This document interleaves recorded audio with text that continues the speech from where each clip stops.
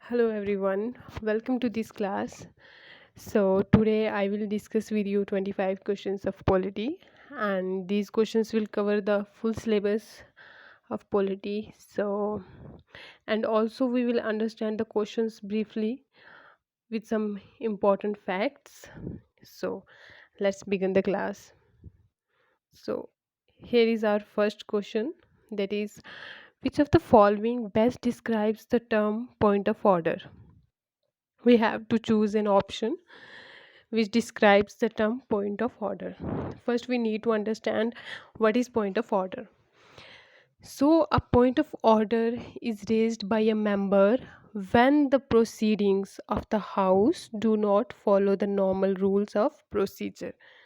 Okay, in other words, we can understand that when meeting of the parliament is not conduct in order, then a member of the house or the member of the parliament can be raised this point of order. Okay, so it is usually raised by an opposition member in order to control the government. So also it is an extraordinary device. Okay, so because it suspends the proceedings before the house, and also no debate is allowed on a point of order. So here the option A, that it is an extraordinary it is an extraordinary instrument, or we can say device, raised when the proceedings of the house do not follow the normal rules of procedure. Yes, this option is correct. Okay, and the option B, it is a parliamentary device used for raising discussions on a matter of urgent public importance with a time limit of 2 hours. No, this option is incorrect. And the third option is, it is used by members of the House for elucidating answer on a matter of fact on an already discussed issue of public importance. This is also incorrect. And the fourth option is that it is an extraordinary instrument. Yes, it is true, used by the members. Also, this line is true, to elucidate a ruling by the presiding officer on an issue raised by them. No, this is wrong, and this option is incorrect. Okay, so here is our question number second, that with reference to institution of Lok Adalats in India, consider the following statements. First, we need to understand the Lok Adalats. Okay, so the Lok Adalats are formed to fulfill the promise. Okay, the promise which are given by the preamble of the Indian Constitution. Okay, to secure justice. Which type of justice? Justice regarding social, economic, and political of every citizen of India. Okay, so also we can say that Lok Adalat is a forum where cases which are incomplete in the court of law are solved or compromised here. Okay, so how many members are there in Lok Adalat? So there is one chairman, and the chairman must be a retired judicial officer, and there are other two members.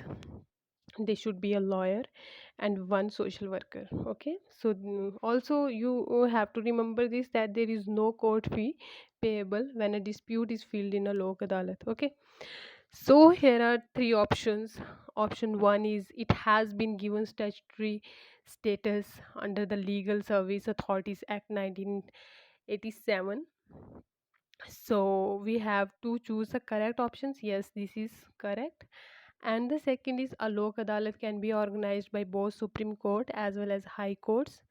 So this option is also correct. And the third is, every award made by a Lok Adalat shall be final and binding on all the parties to the dispute. This option is also correct. So here the option 1, 2, and 3, this is correct. Okay, so now we have to move forward.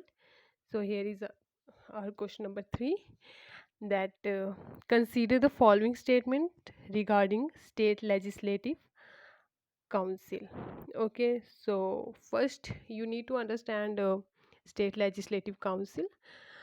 We can also use the word Vidhan Parishad for state legislative council. Okay, so the state legislative council is the upper house in those states of India. So those states which have a bicameral state legislature. Okay. Also, is its establishment defined in Article 169 of the Constitution of India, and it is also a permanent body of state legislature. So it operates at state level, just like Rajya Sabha works in the center. Okay.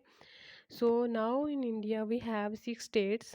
Those states have legislative council, and the states are Andhra Pradesh, Telangana, Uttar Pradesh, Bihar, Maharashtra, and Karnataka. Okay. So earlier there were seven states, including the state of Jammu and Kashmir, but now the state Jammu and Kashmir it had been abolished through the JNK Reorganization Bill 2019. So that bill changed the status of the state to Union Territory of Jammu and Kashmir and Ladakh. Okay, so now we have just six states. So here the option one, the Constitution of India has fixed the maximum and minimum strength of the state legislative council. So we have to choose the correct statement, and this statement is correct. Okay. And the statement second, the actual strength of the council is fixed by the state legislative assembly. No, this is incorrect option. And the third option is majority of the members of the council are indirectly elected. Yes, this option is also correct. Okay.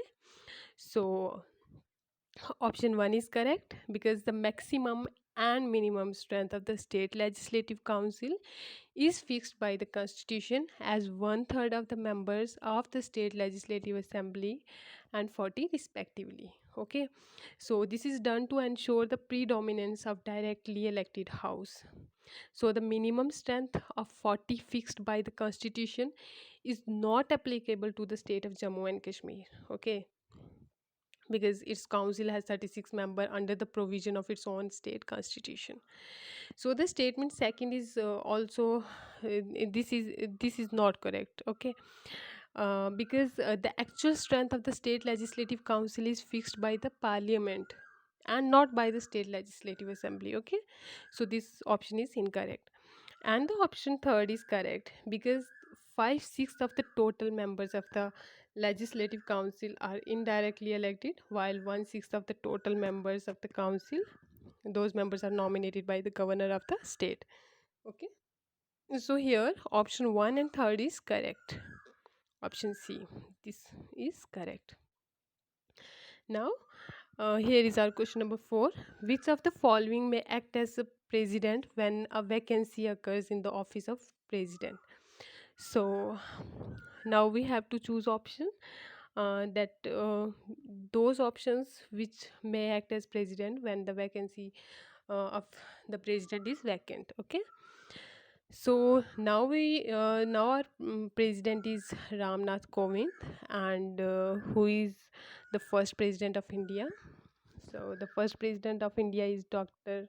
Rajendra Prasad, and the president of India is the head of the state, and we can also call it the first citizen of India. Okay, he is also the formal head of the executive, legislature, and judiciary of India.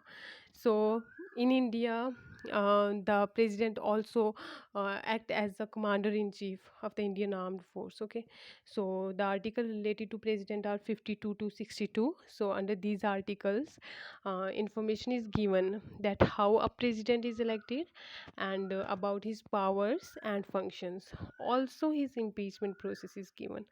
Okay, so here the option 1 vice president is also correct because he also act as a president when the vacancy occurs. Just wait.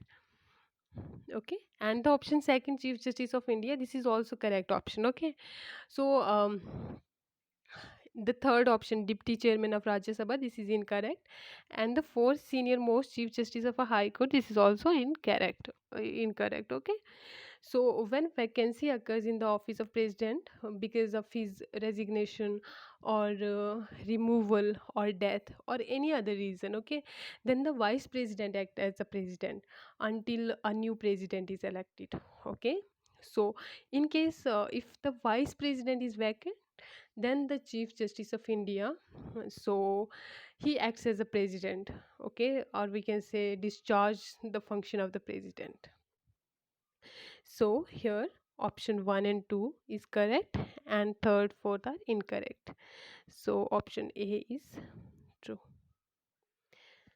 So here is our question number fifth, that consider the following statement regarding parliamentary privileges in India. Okay, so we have to choose the correct statements, and here are two statements, one and two. So firstly we need to understand parliamentary privileges. So parliamentary privileges are some special rights, or we can say immunities and exemptions, so enjoyed by the two houses of parliament, and also their committees and their members enjoyed these privileges. Okay, so these privileges are important in order to secure the independence and effectiveness of their actions. Okay, so the statement one, that there are no provision for parliamentary privileges in the Indian Constitution. This statement is not correct. Okay, because the Constitution under Article 105 express that there are two privileges, that is freedom of speech in parliament and right of publication of its proceedings. Okay, so it should be noted here that the parliament till now has not made any special law to exhaustively codify all the privileges. Okay, so the statement second, parliamentary privileges are enjoyed collectively and not individually by the parliamentarians. So this statement is not correct, because parliamentary privileges can be classified into two broad categories. So these are collective privileges and individual privileges. Okay, so the collective privileges belongs to each house of parliament collectively. Okay, so it has the right to publish its reports and debates and proceedings, and also the right to prohibit other from publishing the same. Okay, so the parliament can exclude strangers from its proceedings and hold secret sittings to discuss some important matters. So it can also make rule to regulate its own procedure and the conduct of its business. Okay, so also it can punish members as well as outsiders for breach of its privilege. Okay, so these are collective privileges, and the individual privileges, these privileges belongs to the member individually. So the members cannot be arrested during the session of parliament, and 40 days before the beginning and 40 days after the end of the session. Okay, so the members also have freedom of speech in parliament, and no member is liable to any proceedings in any court for anything said or any vote given by him in parliament or its committee. Okay, so here option 1 and option second. Okay, so option second is not correct and option statement 1 is not correct. So both 1 and 2, option C. Here, just wait. Option C. This is correct. Okay. Just sorry. Just wait. This is also not correct. This is also not correct. Okay.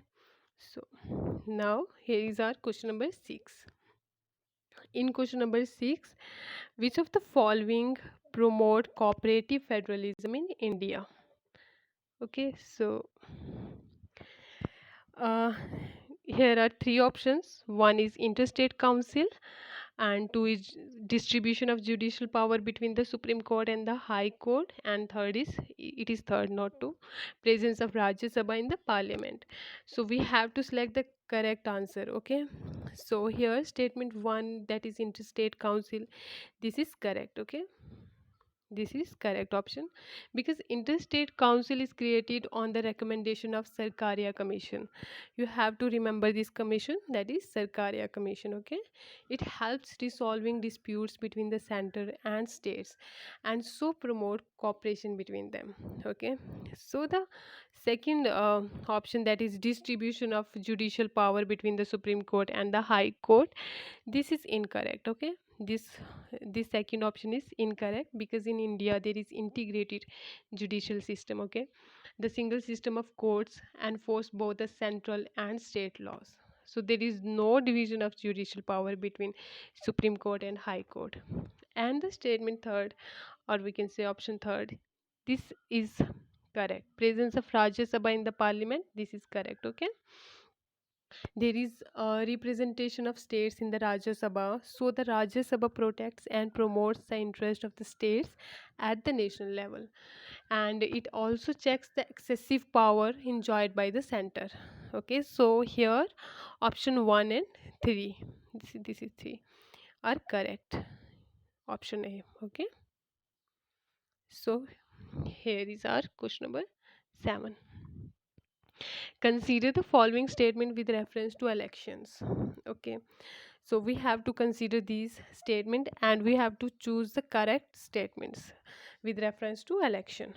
So the statement 1, a candidate cannot contest from more than 2 parliamentary or assembly constituencies at a general election, this statement is correct. And the second statement, in case of death of a contesting candidate before the actual polling, the election for the constituency is cancelled. No, this is incorrect. And the third is, a person who is convicted for the offense of insulting the national flag is qualified to contest in the election to the parliament and the state legislature. This is also correct. Okay, so the option C, this is correct, 1 and 3 only. Okay, so we have to move for question number 8. Okay, so in question number 8, who of no it is which of the following have the right, which of the following have the right to participate and speak in the proceedings of either house of Indian Parliament? So here are four options: minister who are not member of either house, and second is attorney general, and the third is nominated members of the Rajya Sabha, and fourth is chief election commissioner. So we have to choose the correct answer. Okay, so ministry, the option 1, ministers who are not members of either house, this is correct. Okay, and the second is attorney general, this is also correct, and the third is nominated member of the Rajya Sabha, this is incorrect, and fourth is chief election commissioner, this is also incorrect, and the two options 1 and 2 are correct. Option A. Okay, so this is correct. So every minister and the attorney general of India have the right to speak and take part in the proceedings of either house or any joint sitting of both the houses and any committee of parliament of which he is a member without being entitled to vote. Okay, so here 1 and 2 are correct, and third and 4 are not correct. So we have to move for question number 9, and the question number 9 is, with reference to the election machinery in India, consider the following pairs: officer and their functions. Okay, and in one side here are officers, and other side their functions. Okay, we have to choose the correct pair. Okay, the first is the returning officer. Okay, so we have to understand about it. The returning officer of a parliament or assembly constituency is responsible for the conduct of elections in the parliamentary or assembly constituencies concerned. Okay, the election commission of India nominates an officer of the government or a local authority as the returning officer for each of the assembly and parliamentary constituencies. Okay, in consultation with the state government or union territory administration. And in addition, the Election Commission of India also appoint one or more assistant returning officers for each of the assembly and parliamentary constituencies to assist the returning officer in the performance of his function in connection with the conduct of election. So the pair is incorrect. The returning officer supervise the election work at the state level. This is incorrect, and we have to choose the correctly matched pair. Okay, and the second is the chief electoral officer. And This is that the chief electoral officer conduct election at constituency level. So we have to understand about it. The chief electoral officer of a state, or we can say of a union territory, is authorized to supervise the election work in the state or in the union territory. Okay, that is subject to the overall superintendent's direction and control of the election commission. Okay, who is, and that is chief electoral officer. Okay, he is subject to overall direction control of the election commission. So the Election Commission of India nominates or designate an officer of the government or government of the state or union territory as the chief electoral officer in consultation with that state government, okay, or union territory administration. So this pair second is also incorrect. And the third is the electoral registration officer. And here is prepare electoral rolls for parliamentary assembly constituencies. So this option is correct. Okay, the third option is correct. And it is the he is the officer who is responsible for the preparation of electoral rolls for a parliamentary or assembly constituency. Okay, so the Election Commission of India in consultation with the state or territory government appoints an officer of the government or the local authorities as the electoral registration officer. Okay, so in addition, the Election Commission of India also appoints one or more assistant electoral registration officer to assist the electoral registration officer, or we can say ERO, okay, in the performance of his function in the matter of preparation, revision of electoral rolls. So the pair third is correctly matched. Okay, uh, here is option B, 3 only. Okay, so here is our question number 10. Which of the following are sources of revenue for municipal bodies? So option 1 is professional tax. Sorry. Second is toll charges on new bridges. Third is education cess, and fourth is water charges.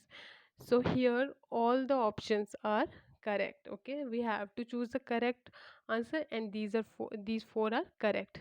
Okay, so there are some sources of income of the urban local bodies, like tax revenue, and other is non-tax revenue. And the tax revenue include property tax, entertainment tax, tax on advertisement, professional tax, water tax, tax on animals, or lighting tax, pilgrim tax, market tax, etc. Okay, and the second is non-tax revenue.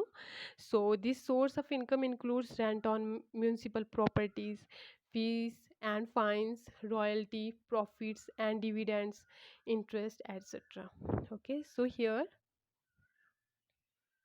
is 1, 2, 3, 4. These are all are correct option. Okay, option D correct.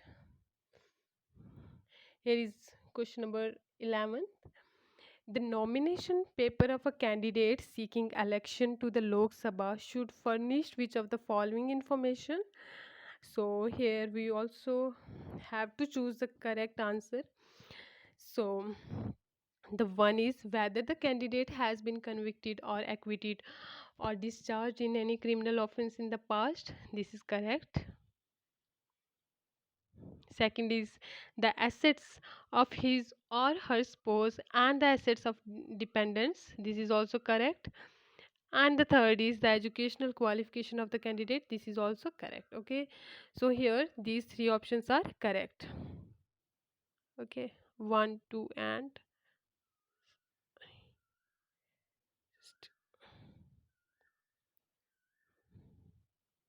1, 2, and 3. So this is correct. Okay.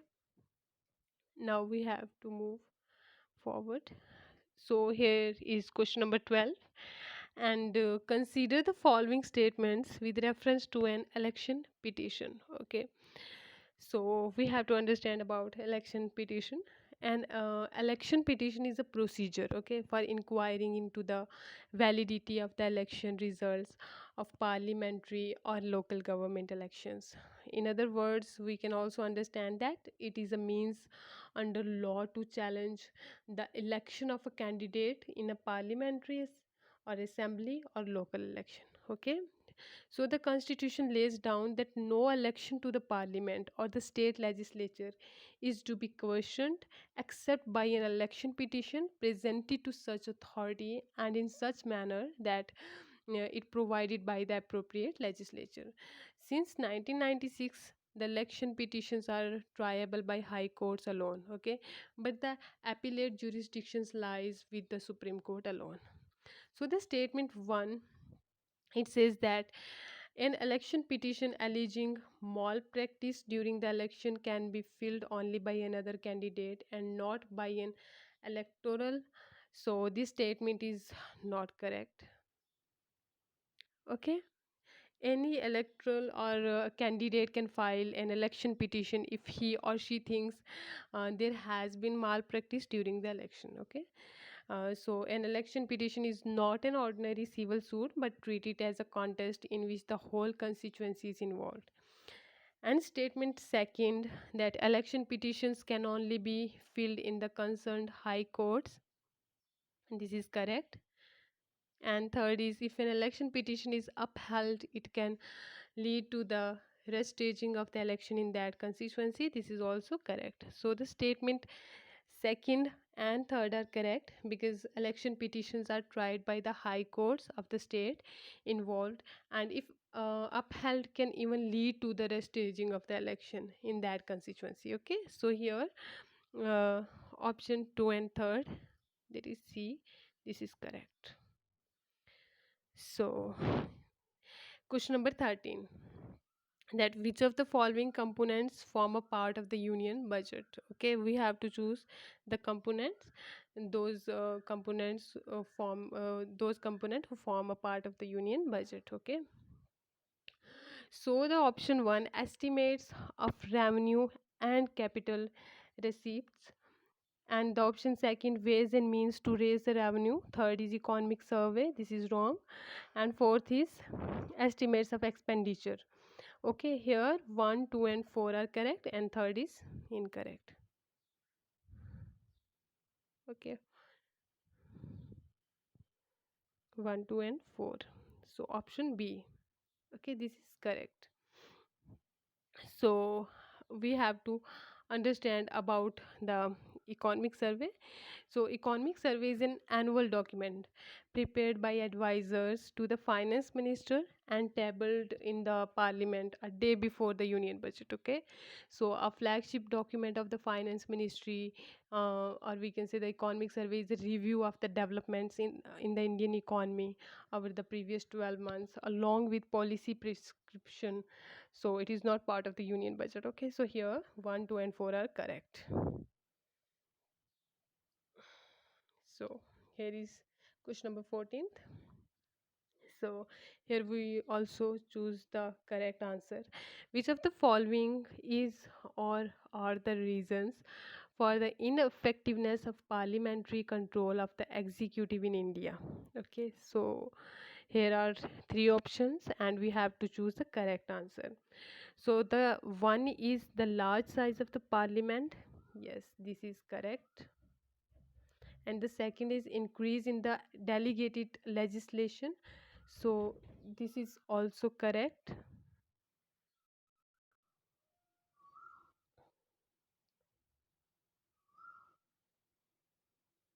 So here is question number 14, that which of the following is or are the reasons for the ineffectiveness of parliamentary control of the executive in India? Okay, so we have to choose the correct answer. So the first is the large size of the parliament, and this is correct. And the second is increase in the delegated legislation. This is also correct. And the third is the increased recourse to guillotine, reduce the scope of financial control. This is also correct. Okay, so 1, 2, and 3, option D is correct. So uh, the constitution provides for very detailed provisions of parliamentary control of a government and administration in India. Okay, so according to article 75, the council of ministers is responsible to the Lok Sabha. Okay, so in addition, the constitution provides for detailed financial power and control of parliament over the executive to presentation of budget, no taxation without the authority of law, no money to be withdrawn from consolidated fund of India without parliamentary approval, etc. Okay, so here option 1, 2, 3, these are correct. And the question number 15th. Question number 15 is, consider the following statements regarding adjournment motion. Okay, so here we also choose the correct statement regarding adjournment motion. So the statement 1 is, it is an extraordinary device available only in Lok Sabha to raise a matter of urgent public importance. So this is correct. And the second is, it requires the support of 1/10 of the total membership of the House to be admitted. This is incorrect. Okay. So the third is, it should not revive discussion on a matter that has already been discussed in the same session. So the third is correct. So here 1 and 3 only. Okay, statement 1 is correct and statement 2 is not correct, because adjournment motion is introduced in the parliament to draw the attention of the house to a definite matter of urgent public importance. Okay, so and it needs the support of 50 members to be admitted, as it interrupts the normal business of the house, and it is also regarded as an extraordinary device, and it involves an element of censure against the government, and hence Rajya Sabha is not permitted to make use of this device.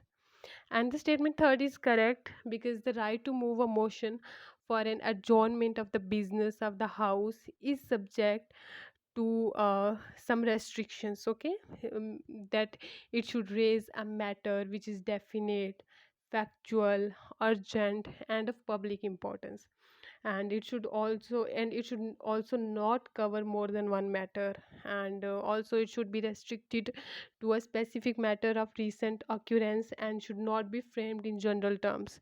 So also it should not raise a question of privilege. Okay, so and it should not revive discussion on a matter that has been discussed in the same session. Okay, so here option B 1 and 3 is correct. And the question number 16, just wait. Consider the following statement with reference to the delimitation commission. So here we also have to choose the correct statements, and the statement 1, it is a non-statutory body constituted by the president from time to time. So this is correct. Just wait. So we have to choose the correct statement. Sorry, this is not correct. Okay. And the second is, the orders of the delimitation commission cannot be challenged in a court of law. This is correct. And the third is, the last delimitation commission was constituted in 2012. This is incorrect. Okay, so here uh, option B 2 only is correct.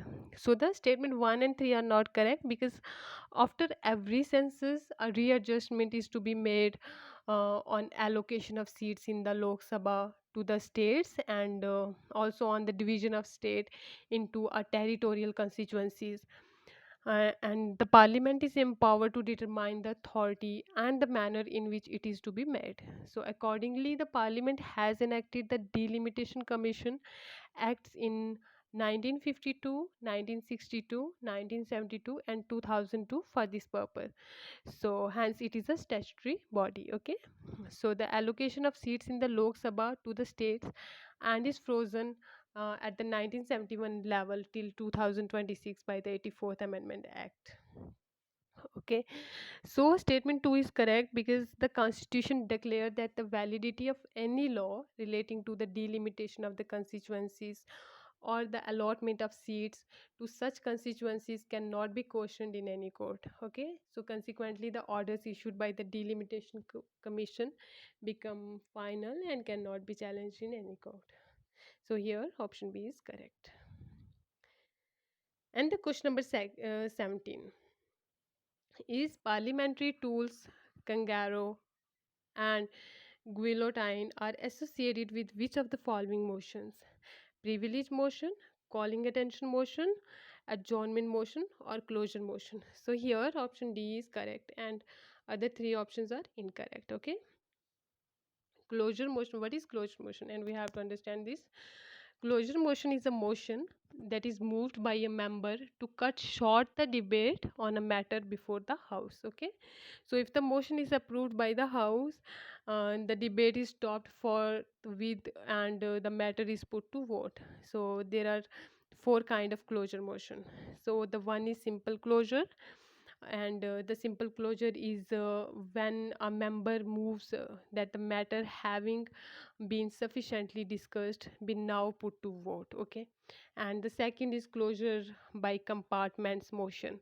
In this motion, the clauses of a bill or a lengthy resolution are grouped into parts before the commencement of the debate, and the debate covers the part as a whole, and the entire part is put to vote.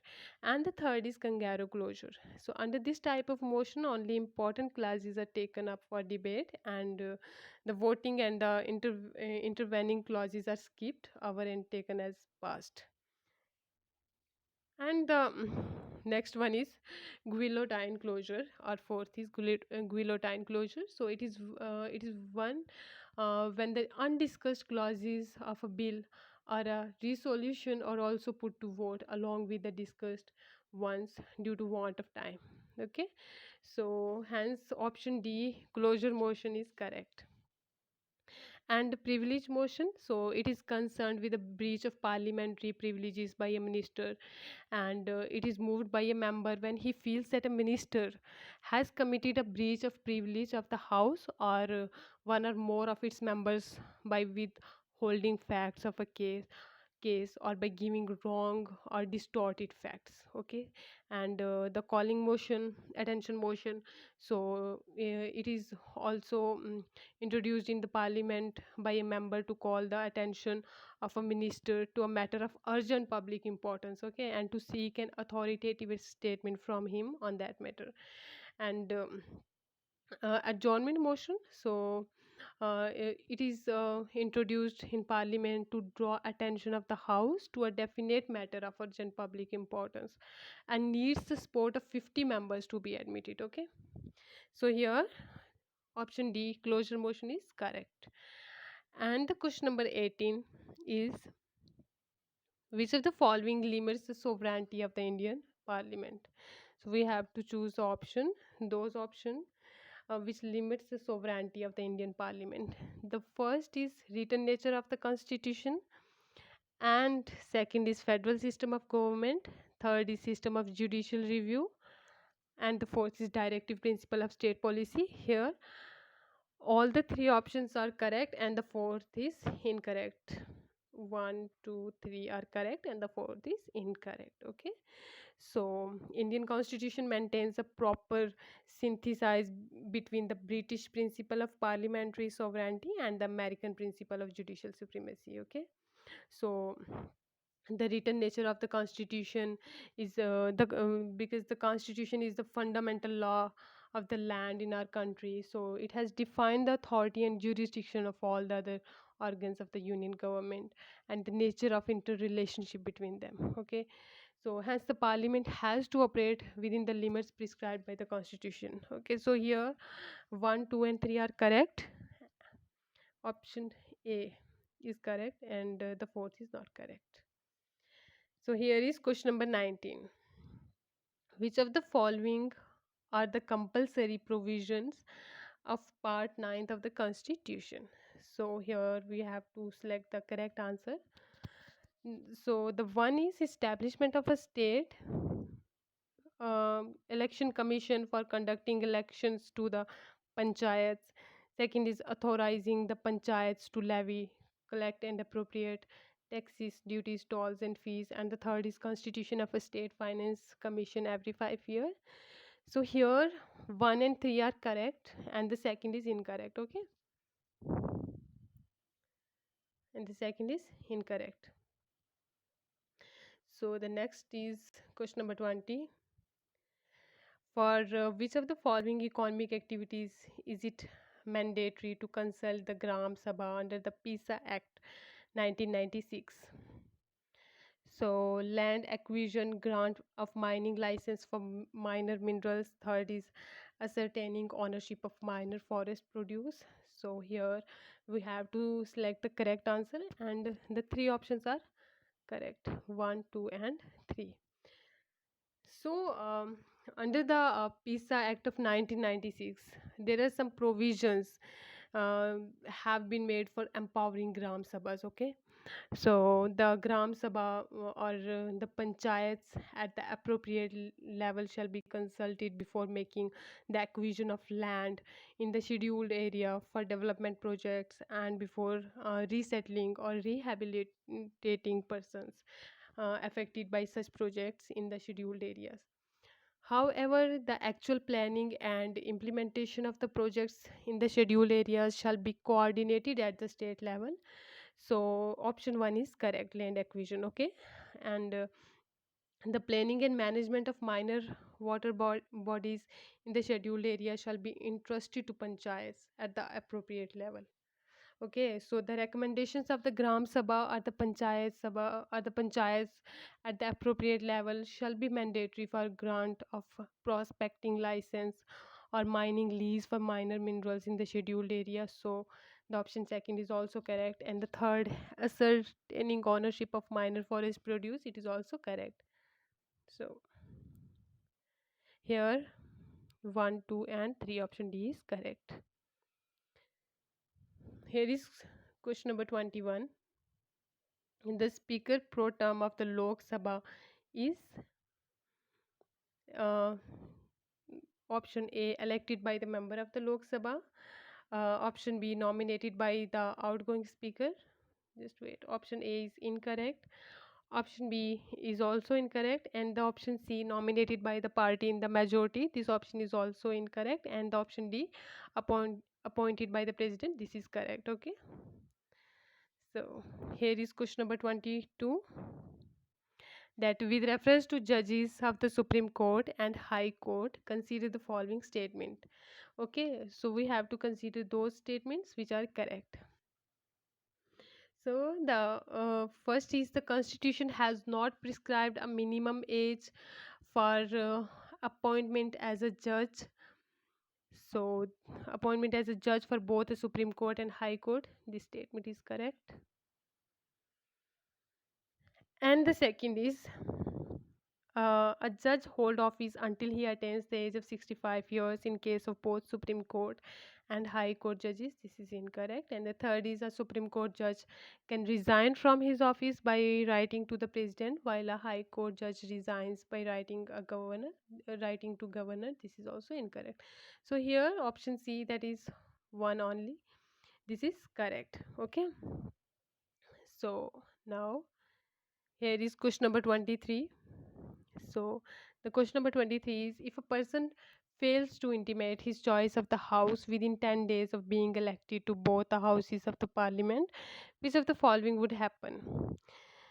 So here we have to select an option from the given four options. Option A is his election to both the houses will be declared void. This is incorrect.